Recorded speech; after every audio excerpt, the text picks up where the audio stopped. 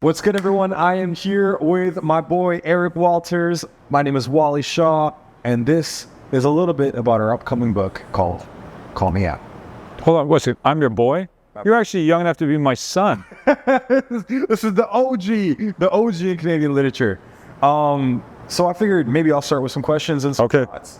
Eric, you've written hundreds of books at this point. I don't know, thousands maybe. You've been around since Jesus was in school. So what inspired you, or what was the thought behind wanting to write a book with a Muslim guy?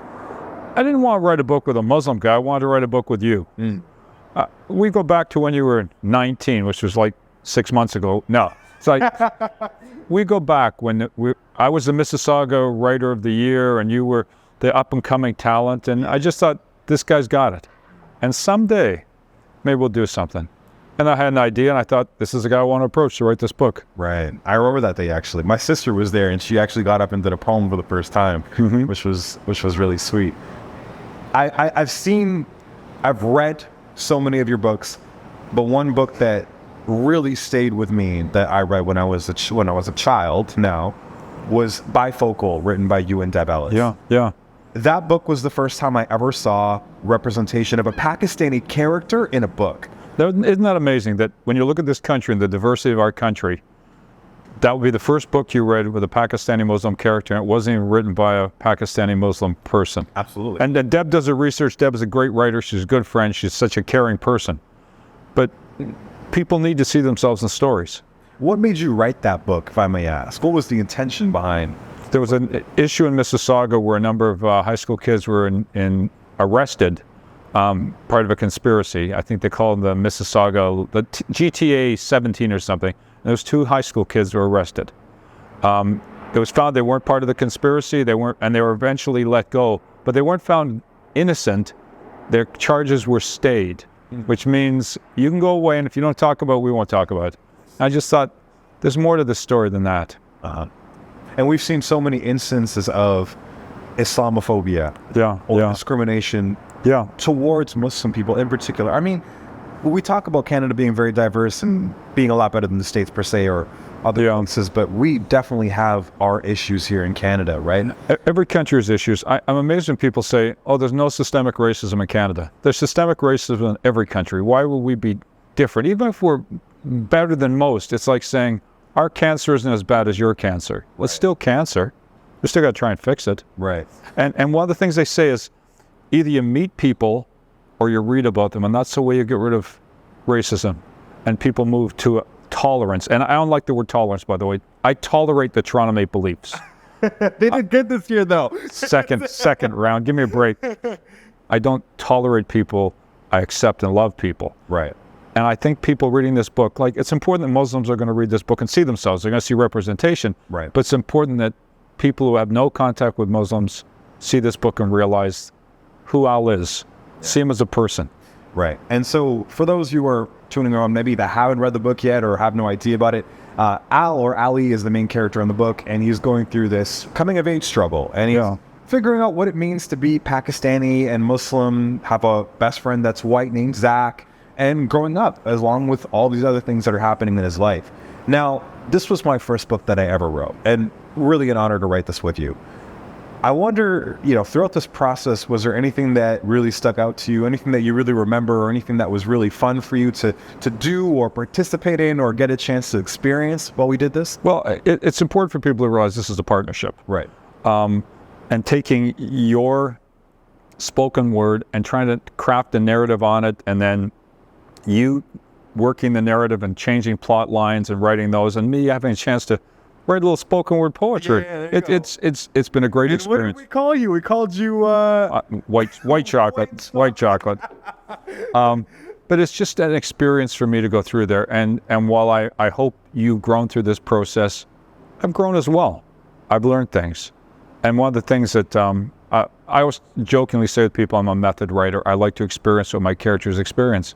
So fasting with you during Ramadan was pretty special. Although, let's be honest, I fast for one day. So let's... One day. So this is going to be something I really wanted to touch on, because I think what really makes a difference in our world, as you said before, is not someone just simply saying, I tolerate you. I understand what you're going through. But people actually taking a step in and saying, I want to be in your shoes. I want to empathize with you. I'm going to walk in your shoes. So when you said, Wali, I want to fast with you in Ramadan. I want to know what it's like. That with this whole process, Muslims go through this for 30 days every single year in Ramadan. What made you call me and say, Wali, I want to fast with you? Well, first off, let's be honest. I'm not doing it for 30 days. I did it for a day. And Not a part-time Muslim, guys. Having no food for a day is hard. From sunrise till sunset, having no liquids. Yeah. That is really difficult. Mm-hmm. And that was a 14-hour day. Yeah. I could really feel it. Interestingly, what I loved is in the story, Ali's class fasts in solidarity, and one of our beta classes fasted for the day. The non-Muslim kids did what the non-Muslim kids did in the book, and they fasted. And that class was also, funny enough, a class at Camilla Road Public School, which is the school that is the setting of our book, and also the school that You went to. I went to as a kid. So how cool was that? So on the topic of fasting, because I really appreciated that, what is your vision going forward as we take a stand against Islamophobia, as we stand in solidarity with many Muslims that have struggled? You know, I think about the London family, I think about the Quebec mosque shooting. What do you hope, or what do you want to see as in terms of allyship with Muslims going forward as we do this book? We've talked about launching this book next year, 2 days into Ramadan. And what I'd really love is to find 100 people, non-Muslims, across the country who'll fast with us that day. And what would be lovely is to launch the book that night, breaking bread with those people, and sharing the book with them. Can you imagine that power? You need to walk in people's footsteps to see what it's like. That would be incredible. It would be. And to be there with brothers and sisters and people of all different religions, right? But that's the thing. We're all brothers and sisters. There you go. And we've got to rise above those and realize that our differences are so minor compared to who we are as people. Exactly. And our totality, we're brothers and sisters. Absolutely. And I'm hoping this book will bring about that sense of unity and people to understand each other better than they do now. Absolutely. Absolutely. We have this, one of the interesting things about Islam that I loved finding out when I really took a deep dive myself and experienced and learned more about my religion was that Jesus is a very commonly quoted prophet and in Islam that many Muslims don't even know about. Abraham, right? Also, Father of the three religions. Absolutely. So we have so much common ground between other religions that sometimes people might not even know or understand because of some of the misconceptions that exist in the world about who we are, but also within our own community about who others are. Yes. So this is that step forward, and I'm really, really proud. I want this to move beyond tolerance.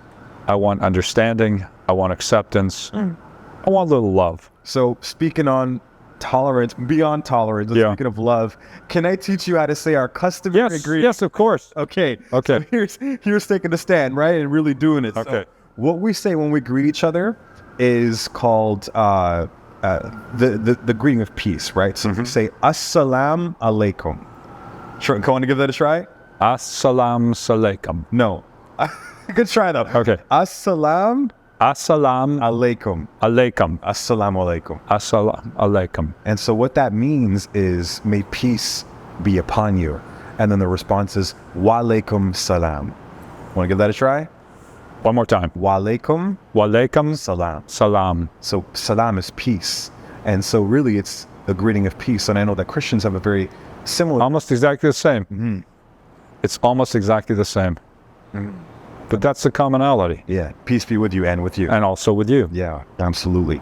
And so that's really something that really inspires me and reminds me that we have so much more in common with each other than in contrast. I want to talk a little bit about the idea that there's going to be a kid like Ali, like the main character, who's going to read this book. Yeah. And maybe one day get a chance to look back and say, that was the book for me, the way that bifocal was for me. And I think about that moment. I think about all the kids out there that may be reading this book in the future and how powerful that will be. Is there anything that you want to say to the kids that will read this, that will get a chance to, experience the story that we've created? And what do you want them to take away from that? I want you to take away the sense of our commonality, that we're brothers and sisters, that we need to go beyond to actually caring for each other. It's one of the wonderful things about this country we live in. People have come from all over. It doesn't matter where you come from. We're all Canadians. Yeah. We're all equal. We're all trying to do the right thing. Yeah. Is there any favorite part from the book that you want to give a shout out to, or I'm kind of biased. I like the poetry. the poetry part? Okay. But there's certain moments where I remember we were doing a beta test, and some kid said, "I knew Wally had to write that part because only a Muslim could write that part." I'm thinking, well, I wrote that part. In writing the book, you try and get inside the other character.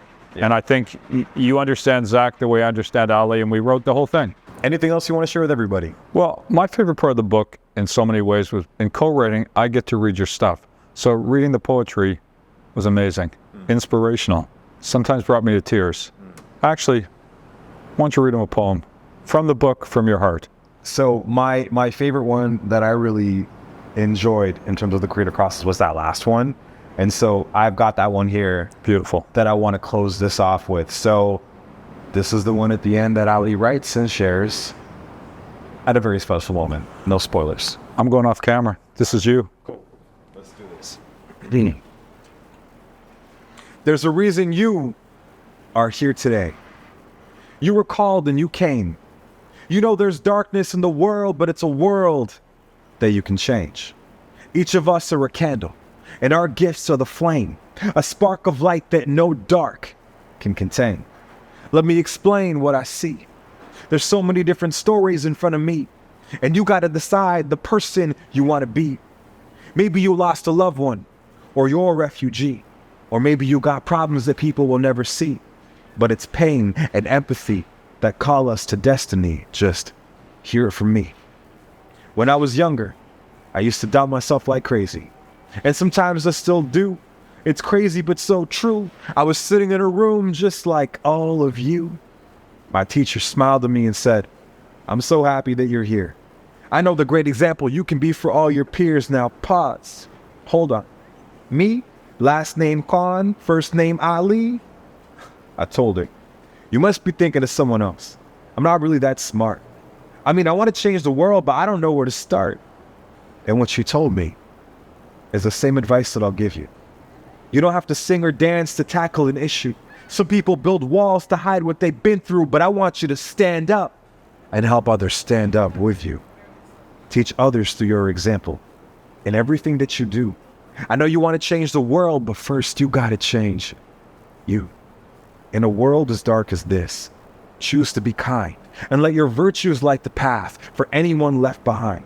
And this journey isn't easy, and you'll fall from time to time, but you have to walk the path if you want to help the blind. So if you're with me, hands up. Look me in the eyes. If you're with me, hands up. Through the lows and highs. If you're with me, hands up. Just focus on the prize. If you're with me, hands up. Because together, we will rise. Thank you. Eric, come back in here. And I think we're going to close it off there. But what an amazing journey.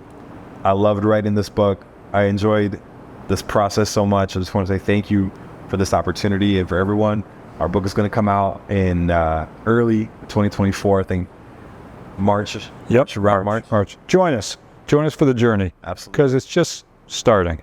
Yeah. Thank you. Thanks a lot, man. All right. Peace, everyone. Take care.